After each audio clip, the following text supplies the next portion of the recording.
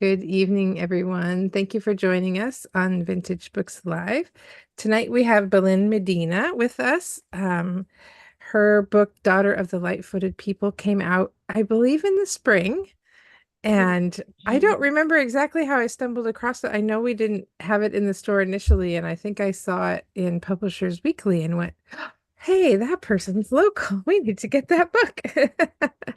But it's a really wonderful book, and I'm gonna start out tonight by letting Belinda just share a little bit about the story, maybe kind of like a summary of the story. And if you happen to have a copy with you, because I do not at home, that would be lovely if you could just show the cover too, because it's a very pretty cover. Well, first of all, thank you for having me. We were chatting a little bit beforehand, and this is my first YouTube anything. So, I feel like I'm a little slow to the game here, but That's okay. I'm trying, and I'm excited that the technology worked for me. So that was a big one. Yes, I had a bunch of copies, so maybe you probably know, but publishers usually send like a big box when you get the, and so I ended up giving so many away because I was so excited. I have a book club I'm in, and I was just giving them away, giving them away. And then when I had my book launch, there was a snafu and there weren't enough books for them. And I was like, oh my gosh, I gave all those books away. So I've learned a That's few all right. things. I've learned a few things, but yes, I actually had to go buy this copy because I had given all of mine away. So I was like, I should have one Super copy at least for, generous. yeah, Yeah. so I have this copy. Um, and yeah, this is called Daughter of the Light-Footed People. Originally, it was actually called Unstoppable Lorena, but through the editing process, it was uh, I got to understand there are a lot of unstoppable this, unstoppable that. So Yeah, came up yeah. with this instead, which I really That's like. very cool. Yeah, and the book is basically about it's the story of Lorena Ramirez, who is an indigenous runner, ultramarathon runner from Mexico, from the north of Mexico. And yeah, she runs, and what's really fascinating about her is that she runs in her traditional clothes with her huaraches, which are made out of rubber tire. And I watched a Netflix documentary about her a couple of years ago, and I thought this is an amazing story. And then I looked for books about her for my kids, and I didn't find any. And then I thought, maybe I'll write it. So Yay. that's what happened. Well, you've just jumped ahead to to Your next the next question? question I was going to ask is like how you stumbled upon the story and then, like Right. so I guess it's a two-part question. One is how you stumbled upon the story, which I think you had just said, but maybe tell if you tell me a little bit more about it, I can write it down and put it in the comments so maybe people So can find it. it was about a documentary on Netflix that I watched with my kids. It was during COVID, the beginnings of COVID. So we were running through Netflix to the very end. Uh, so I ran across this documentary, and I'm Mexican American. My parents are from Mexico, and I asked them after I watched this, like, do you know anything about these people or there is runners? And they didn't know anything, and it was just surprising to me. And so I'm really interested in learning more about Mexico, and a lot of what I write is about cultural identity and Mexican identity, and I was just fascinated by this story. Yeah. And so I began to do some research and found out everything I could about her, about these people. And it was just a really fascinating story. Anyone who runs an ultra marathon, that's 60 miles. That's in itself Yeah. The beyond story. my capacity to comprehend. I know. Um, It's like, yeah, I why? don't, Why? unless my life literally depended on it, I'm not going to be running 60 miles. But because of the nature of where they live in this canyon, the Copper Canyons of Mexico. It's a very remote village that actually they've lived there before the time of the Spanish conquistadors. So they are so remote, they've had to run or walk miles and miles just to get food and supplies. So it's kind of part of their being. And they've been studied and sort of, they're sort of built differently through time. So yeah, so I loved learning about her and them, and getting kids to know about this amazing person and her community. What made you choose? Because this is a debut picture book, is that right? Yes, but as you know, in publishing, it's all, Well, the it first wasn't one supposed to be out. my debut. Yes. My debut was Okay. a different book. Things slowed down. We had an issue, the illustrations, so it takes actually a really long time for a picture book to be made. So, I have my edit letter. I was going to show you guys. This is the edit letter for this book, which is what I got. I mean, and think about this, is it like 400 words plus back matter, and this is the edit letter for it. So this is it's a lot of editing is what writing Yeah. is. Yes. And this was 2022. So this was 2 years ago, and it just came out, Yeah. and I wrote it 2 years before that. So the process Yes. is long. Yes. Yeah. Um, yeah, so that's that. So it wasn't supposed to be my debut, but So it wasn't your first picture book. So you were already into the picture book world when you started I this. was, yeah, I have. Because I was going to ask what made you choose the genre of picture books to tell the story, but if you're already in that world, then you probably just Yes, naturally yeah, and gravitated I towards and I it. do love. I mean, I have two kids. Yeah. I've read a lot of picture books. They're sort of older now, so they sometimes will read picture books still, but they're more into now. Well, I have a 9 and 11-year-old, so they're into a lot of graphic novels and also MG and YA at this point. My 11-year-old Yeah. is reading Yeah. like Yeah. sci-fi and Greek mythology. My younger one loves Yeah. reading nonfiction. So but I still Yeah. love picture books. Yeah. It is an interesting genre though, because it, I think picture book biographies in particular can be really challenging. I don't know if your other one is also a biography, but No, no, but I have written, I mean, I've written many. As yes, you well, that's know, pretty normal too. you write a lot and then you get Yeah. rejected a lot, at least Yeah. in my Yeah, experience. I think that's I pretty have normal. known people who get a book from everything they write. It's astonishing to me, but for like 20 you write, you might get one Yeah. Yeah. acceptance. So I have written a few, but the other ones are a mix of fiction and concept books, but this is my only Yeah. as to date that I've sold of a Right. Right. biography.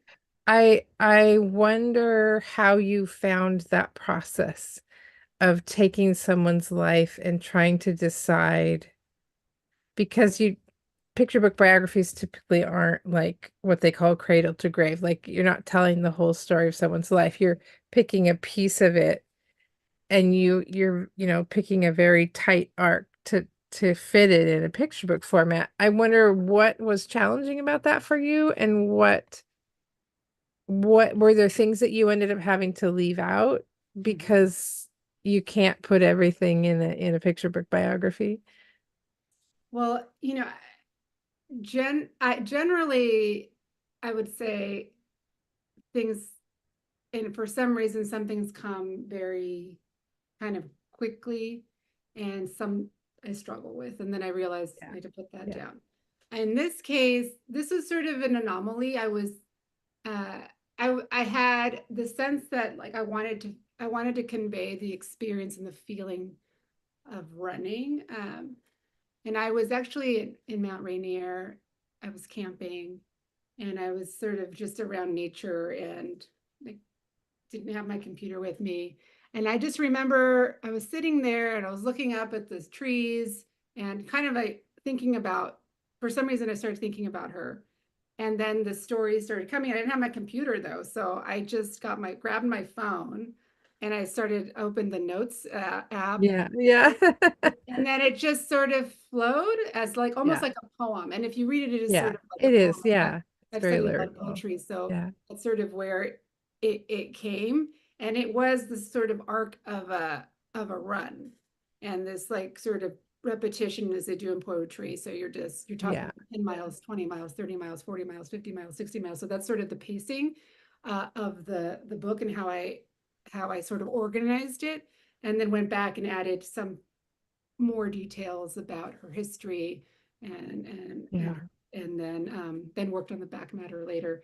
But in this case, it was a very unique experience. Sometimes Yeah. I read about it that the muse comes, and I'm always like, oh no, the muse doesn't usually come to me. I'm just sitting there waiting for the muse, and the muse, where's the muse? Yeah. But I did kind of feel that sort of magical thing Yeah. where Yeah. I was sort of like I just sort of got this whole thing out. Yeah.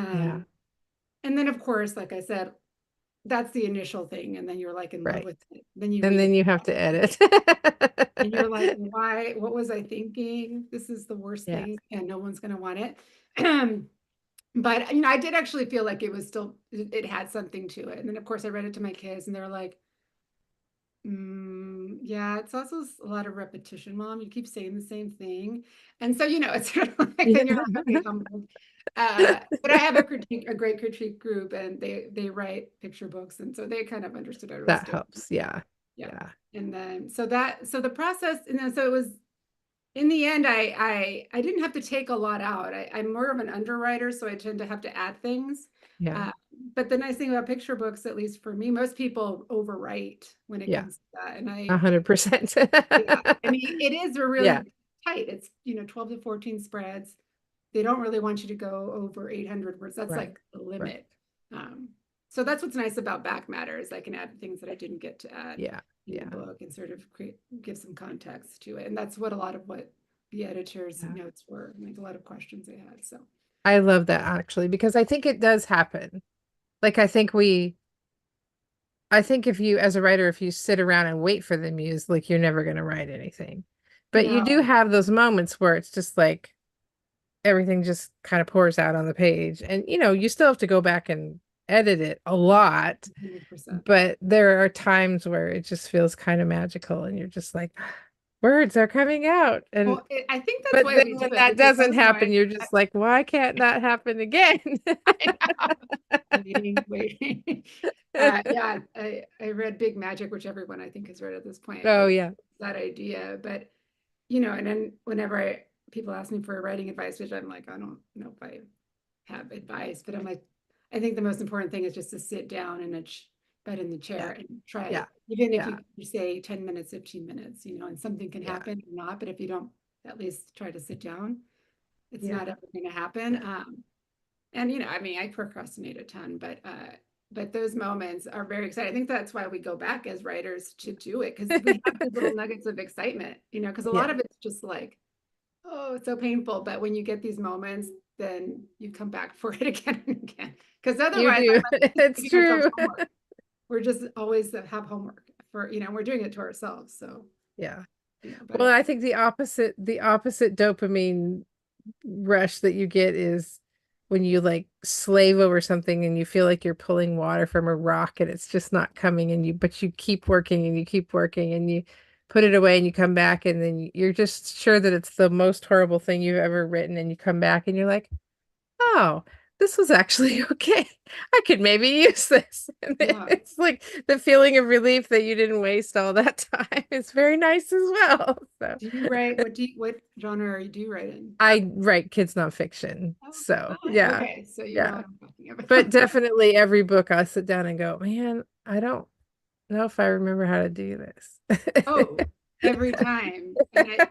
When I read about other authors who, have been 20, 30 years into it and famous people, they still sometimes have imposter syndrome, which is crazy to me. Yeah, And yeah, they still are yeah, learning.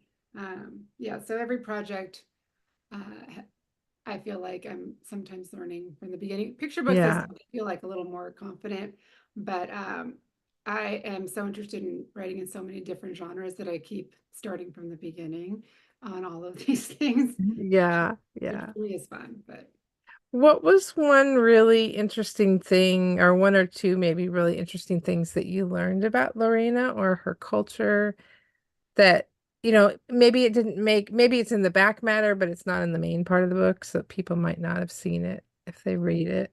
yeah, I mean, for they run. I mean, their livelihood depends on these races. A lot of these races. So I mean, it is. It's a little high pressure situation for them, but um, you know, I I had no idea also that a lot of them don't speak Spanish. I mean, that's just how remote Yeah. this culture Yeah. is. Um, and I mean, I feel like, you know, I think I was trying to convey persistence and just that idea. I don't know. I mean, I talk a little bit about it in the book. I mean, it's sort of, you know, it's not a concrete thought, but for me, I just feel like that is something that I really admired about the culture, and that they run for their community. Because a lot of times I think in the US or Western culture, running is very egocentric, or maybe not Yeah. egocentric, but like Yeah. individually, you're Hmm. running for yourself, it's you. But in this case, they run for their community. They run so that they can provide food and a livelihood. And she's running, and when she says that, you know, I kind of put something in the back of the book too about, you know, I run for all of us. So I thought that was a really beautiful thing. Yeah. Yeah. We see running as an individual sport, Yeah. and it sounds like they don't see the running in that way. I mean, just generally in the way that we live as Western culture in America, it's sort of isolated in these single family homes and families, Yeah. Yeah. and not so much in like, you know, a group of extended family. But they still have that, and then that's Yeah. it translates into their running. I think that's the other thing that I find interesting about what you said about not speaking Spanish is that um, even though Mexico is, obviously with Canada, our closest neighbor, we, I think we think of it as a monolith sometimes, Right. and we forget that there are so many um, different people groups that live in Mexico, just like there's so many different people groups that live in the United States, and Right. that there are isolated areas where English or Spanish is not spoken. And Oh, for sure. I um mean, I and feel like I've just hit the tip of the iceberg yeah, of yeah, what is Mexican culture. Um, and so I mean, I'm excited to continue to explore that in areas where, you know, if I can bring attention to any of these things, I would love to. But just because yeah, also just a history geek, I just love reading about it. yeah. Um, so no, it's exciting for me, all of this stuff, and then, you know, telling my family about it. So What was um what was it like? Because I think I've talked to lots of picture book writers here, and I think anybody who's watched the interviews and any length of time has probably figured out by now, that picture book writers aren't always the illustrators. Like sometimes the picture book authors are the illustrators and sometimes they're not.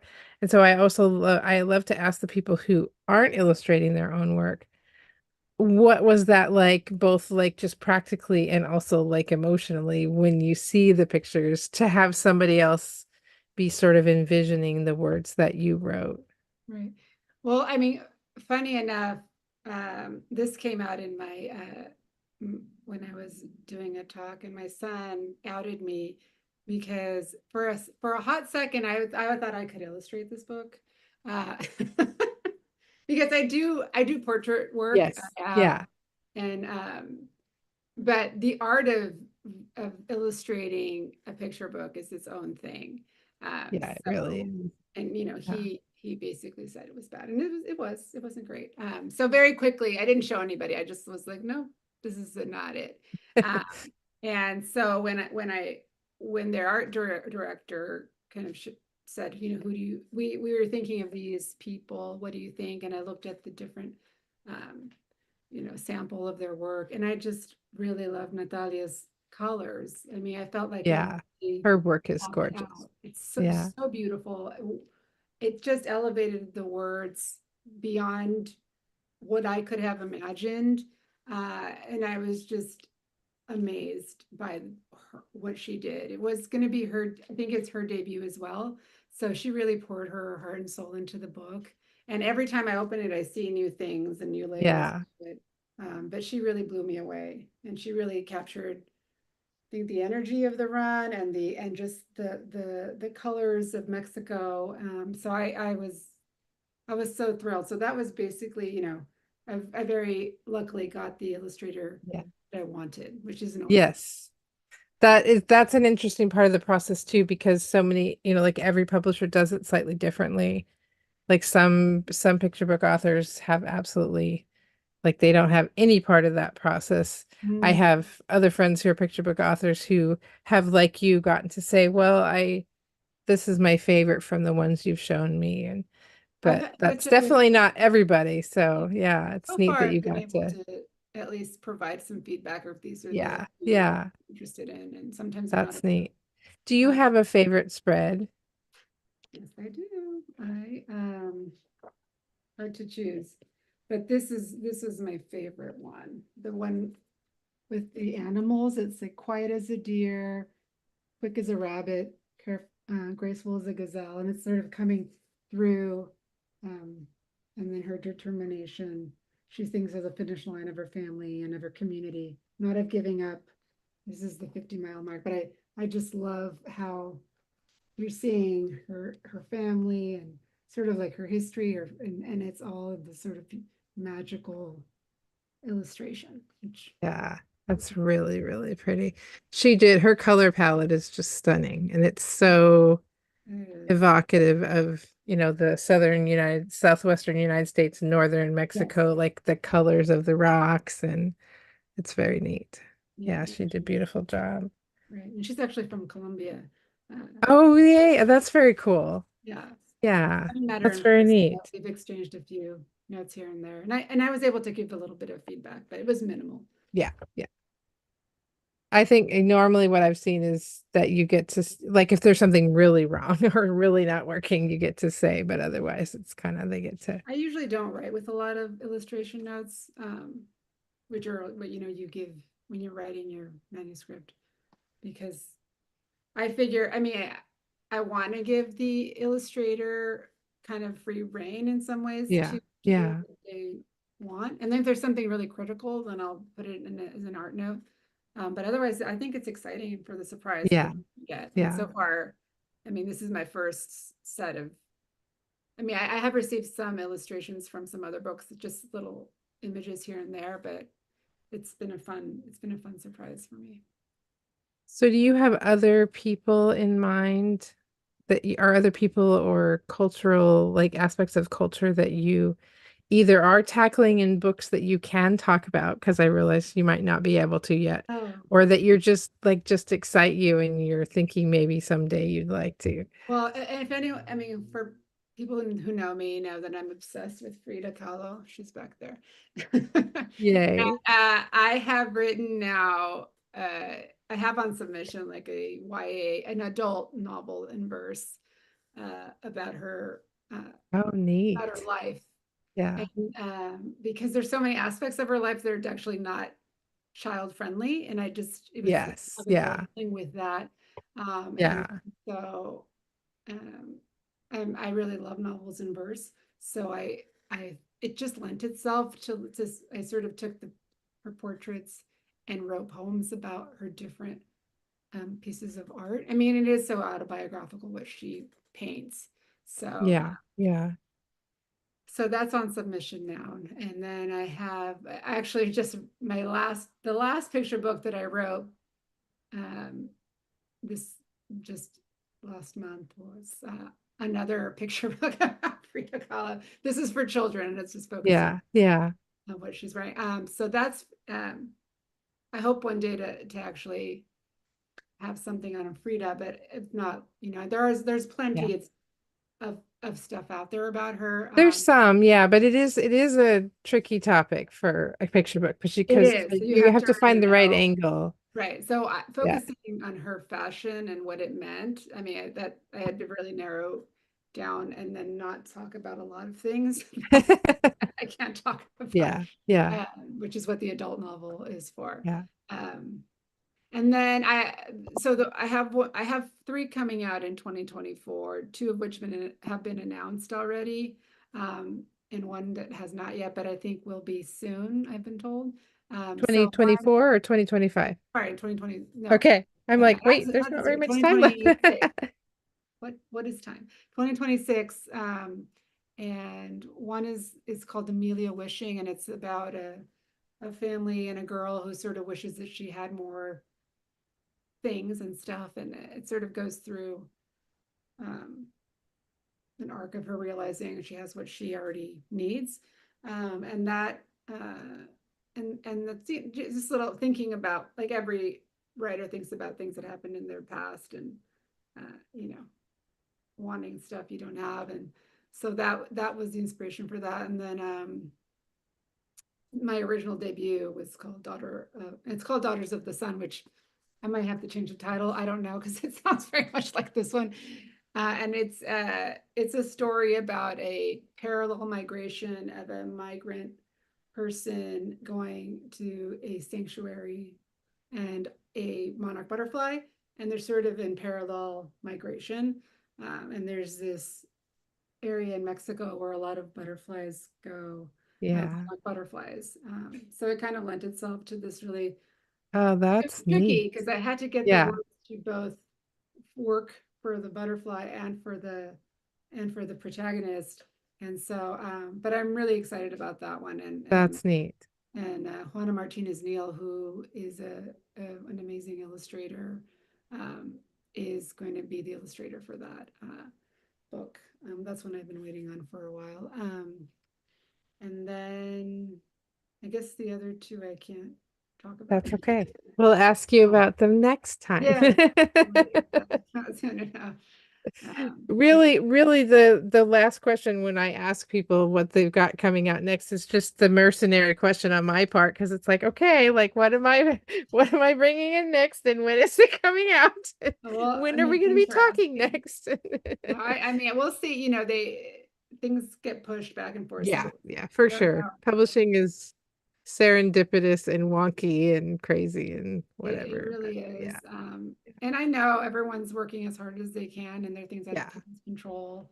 Um, so I think for anybody in this industry, patience is like, you have to have it. And Yeah. what I do Yeah. instead of waiting, I just keep writing, because I feel like that's the best way to, like. Yeah, yeah. You are among many people, I think that, and I would say that's really good advice, is just you can't control any of that. And so you might as well just keep on keeping on with the next thing you want to do. Do you find it a little bit weird? It's that reminded me of another question, because there is a poet, William Erickson, that we've talked to a few times on Vintage Books Live, and he and I have chatted multiple times about the fact that especially with poetry, because I think poetry tends to be more immediate. And so when you're talking about poetry and you wrote it like 5 years ago, it's a little hard to kind of get your head back in that space. But that being said, I think that's a little bit true for everybody. Like the publishing process takes long enough that, you said you wrote, you sold the book a couple years ago, you wrote it a couple years before that. Is it challenging to talk about when you are probably, your head's probably filled of exciting ideas of things that you're actually working on right now? You want to talk about whatever? Yeah, no, at the beginning, honestly, I was really nervous about having to talk about a book. And I think most writers tend to have an introverted side to them. They like to Yeah, write, yeah, but they don't want to be publicizing and marketing and all this other stuff. Luckily, my critique group had already gone through a lot of that. So they kind of talked me through. It's like, just re go through your process. And so I kind of yeah, had to go yeah, back and read what I had done, and to sort of reacquaint myself with, how did I get, like, how many revisions did I do? Like, when yeah, did I sell it? All of these things that I had forgotten. So it is, but now that I've been sort of, it debuted in June.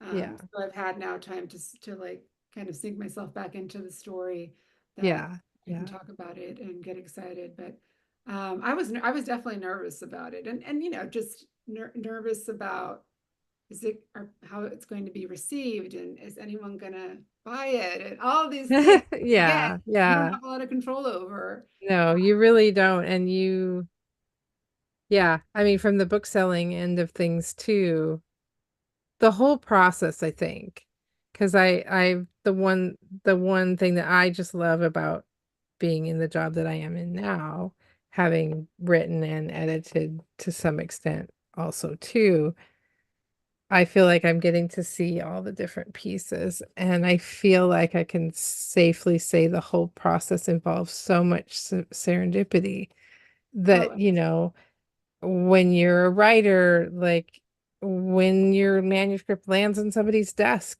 the timing of that might influence whether they buy it or not. And no, the schedule of the illustrator that you want might not work out and all this kind of stuff. And I think I find that now from the book selling end of stuff. And I'll look in a catalog and we'll be perusing all the books that we could buy from each publisher, and we'll be like, oh, that one for sure is gonna people are gonna love that one. We know our community is gonna love this, and we'll buy it and it'll sit there. And then we'll have another book that we'll buy and we'll be like, oh, this seems like it might be fun, and then we'll sell 20 copies of it. So, no matter how hard you try to figure out, get into people's head and say, okay, what are they going to want? it's true. Sometimes you're right, but sometimes you just are not. And Yeah. so it I mean, is, it's, I always, I write with that, the idea of it, if this is marketable, it's probably not the smartest thing, but I can't write something that I don't have like my heart in. And yeah, yeah, so if I'm thinking about, it's going to be a good, someone's going to like, this is what people want right now. It's just going to be, for me, flat. So yeah, yeah. obviously a story about an indigenous ultramarathon runner from like the inner parts of Mexico wasn't like, yes, this is going to be a bestseller. um, and that's okay. I think, I was told it's more like a library market, like, and I have been really fortunate that it has a library guild gold standard, and it's gotten quite a few stars. So for me, like that That is helps a lot. great. Yeah, And that means, and it helps a lot. But those are things like I didn't even know about, I just wanted to yeah, write this yeah, story. But the other stuff, who knows? yeah, It's out yeah, of like writer's control, and I'm not like an influencer or anything. So yeah, not yeah. unless you're an influencer or a famous person, yes, that's another Yeah, thing. no, and I think that's the typical experience, I think, for most people. It's just that you can't really write to the market too much because then you're going to drive yourself absolutely bonkers trying to figure out what that market even is. Yeah, no, I think You I'm just kind of have basically, to write your books and yeah, I yeah. know romanticy is really big. I could not write that to No, save me neither. I know. my I'm like, head. no, no, no, I no, would no. just be laughing the entire Yeah. time. It's like Yeah. there's no way. Uh, But, you're like right. I spent some time writing picture books and kept getting told they were too quiet. Oh, And I've so had, sometimes if you write what you write, then it isn't marketable and you don't sell it, and that's okay too. You might move on to something else and do fine. But you have to write what you write. If you try to mold yourself into some other kind of a writer, it just will never work. So, but well, I'm glad that this one made it to our shelves because I really love it, and I know we've been lucky enough to have a couple of other people fall in love with it and have them go out the door. So oh, good. it's Thank fun. you. And Yeah, thanks fun for to sharing see. it. Yeah, Uh, it's fun to see one that you really like, and you're like, buy this. Hey, everybody. Sometimes it works and sometimes it doesn't. yeah, no, I mean, I I was just so excited that I when I went in and you had it there, because I don't know, I just feel like every time I'm like, yeah, it's so thrilling to me Yeah, to yeah, it see my is. podcast. It is And cool. so Yeah. and you guys were so gracious and so nice. Like, oh, do you want to sign? Yeah. I'm like, of course Well, I do. you can come back anytime and sign Okay, whatever we have. absolutely. We I sold that one, so you might have to come back and sign okay. the other one. No, I will definitely come back. I Well, love thank you so much, Belen, for coming in and talking to us. We really appreciate it. It's been very fun. yeah. Next week, everyone, we have another picture book author. We've got three in a row. I did not plan it that way. It's just not worked out. But we have another picture book author, Laurel Gale, and her debut picture book is coming out in the next couple weeks. It's called Robots Don't Make You Go to Bed. And I'm really excited about this one because this is actually someone I was in a critique group with probably like 10 years ago. And I read a very early draft of this, like literally like 7 to 10 years ago. I mean, it's been a really long time. So to see it come out and be, in print in living color is very, I mean, I think I'm probably just as excited as she is because I'm like, oh, I read that book. I remember. Oh, So that's it's very amazing. fun. I'm very That's an excited. epically And long I really time. appreciate you talking to us too. It was very Yeah. fun. Well, thank you. Um, we do have the book in the store if anybody is interested. It's a really great picture book. It'd be really great for Christmas presents. Actually, it's a really great autumn book too, just because the colors are so cool. Yeah. And it So is Latinx Hispanic Heritage Month, so that is true. uh, Thank you for bringing that up. Yeah, I think that probably is where you would find it in the store too. I know we pulled out like an adult and middle grade and YA display, and then up in the kids section we have a whole bunch of um um Latin like picture books. We have some books in Spanish in the display and all kinds of fun stuff. So be sure to come in and check it out. Thank you so much. Have a wonderful evening. See you all next week.